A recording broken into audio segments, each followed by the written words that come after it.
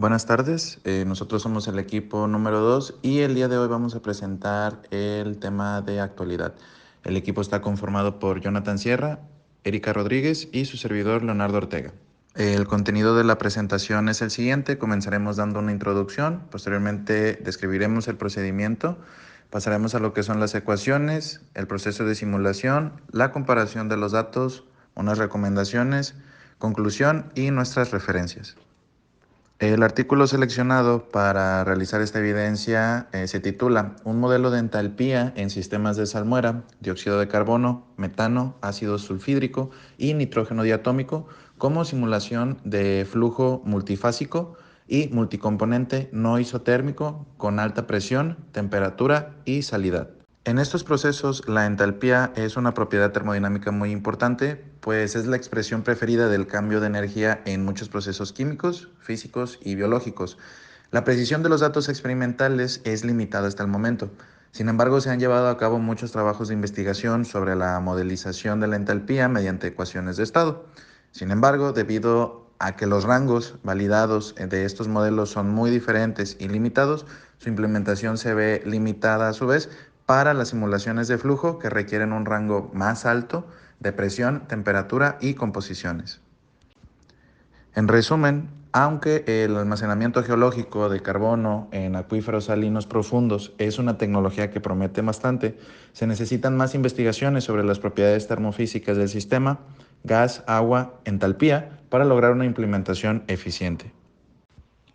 El modelo se basa en la desviación de entalpía de Penn-Robinson para calcular la entalpía específica del sistema del gas real.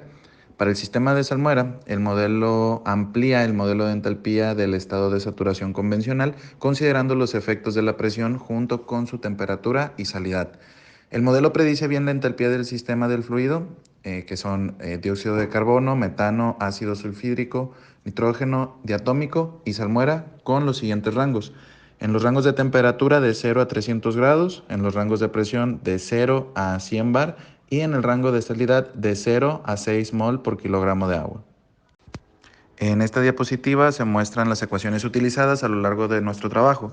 En la parte izquierda se muestran las ecuaciones 1 a 3 y en la parte derecha podemos observar los parámetros de estado de presión de vapor para la entalpía de la salmuera necesarios para la ecuación 3.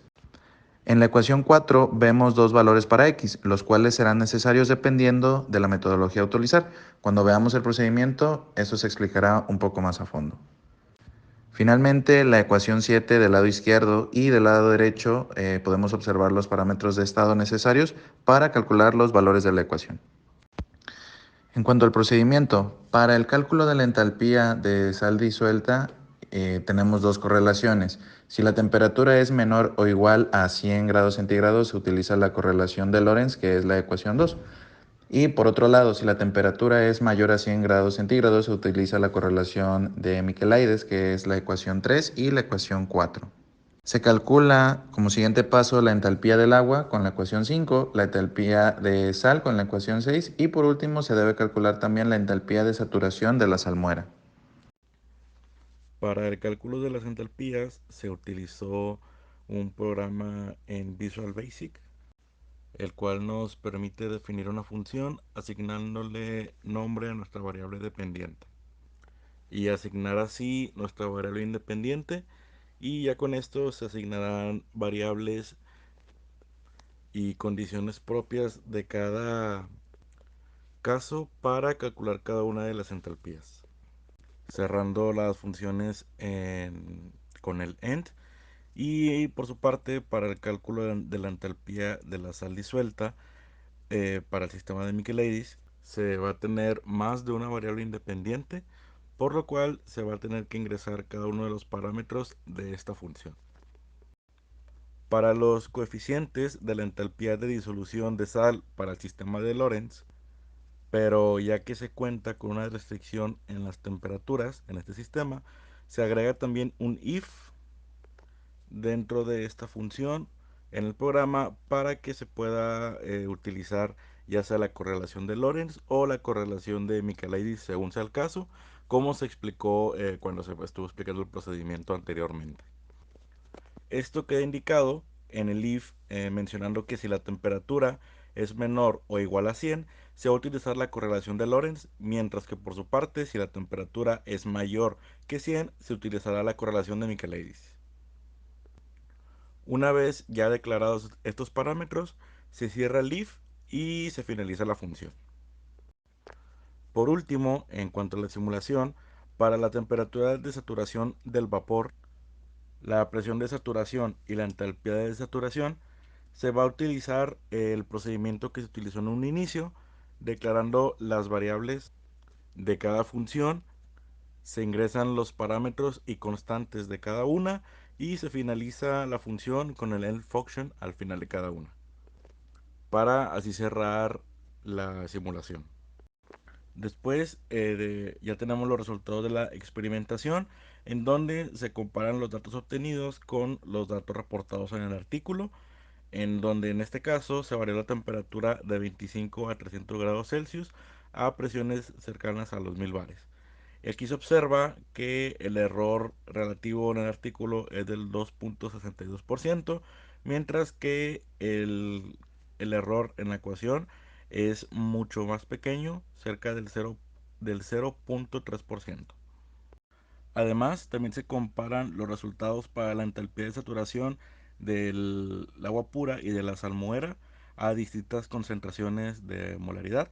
En la parte izquierda, a una molaridad de 0.479 mol, tenemos un error relativo calculado del 3.5% comparado con el artículo del 2.4%. Y en la parte derecha, comparando una concentración de 0.9006, tenemos un error calculado de 3.55% y en el artículo comparado con el que obtuvimos de 2.6%. Se realizó también la misma comparación anterior, pero ahora variando la concentración de cloruro de sodio, teniendo en la parte izquierda con una concentración de 1.9 molar un error relativo calculado del 4.87% comparado con el artículo de 3.69, y en la parte derecha con una concentración de 3 molar tenemos un error calculado del 10.81% y un error relativo del artículo de 6.29%. Finalmente tenemos los resultados de la entalpía de saturación de la salmuera con una concentración de cloruro de sodio de 4.27 molar, con un error en el artículo de 17.92% comparado con un error obtenido por nosotros con la ecuación 7 del 10.42%. Para el cálculo de la entalpía de saturación de salmuera, se recomienda usar la ecuación número 7, ya que representa un error bajo.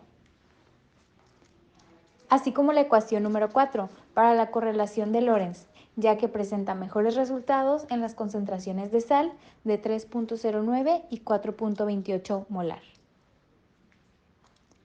Además, se recomienda para trabajos futuros emplear el modelo presentado en la ecuación de conservación de energía para simular los procesos de transferencia de calor en medios porosos. En conclusión, el modelo presentado puede reproducir con precisión los datos de las entalpías, arrojando los datos a las siguientes condiciones. En la entalpía gaseosa a temperaturas de 0 a 300 grados Celsius y presiones de 1 a 1000 bares. En la entalpía acuosa a las mismas condiciones de 0 a 300 grados Celsius y presiones de 1 a 1000 bares y molalidad de cloruro de sodio de 0 a 6, y para la entalpía de disolución gaseosa a temperatura de 0 a 250 grados Celsius, presiones de 1 a 1000 bares para dióxido de carbono y de 1 a 200 bares para ácido sulfúrico, y una molalidad de cloruro de sodio de 0 a 6. Por último, aquí presentamos nuestras referencias. Gracias.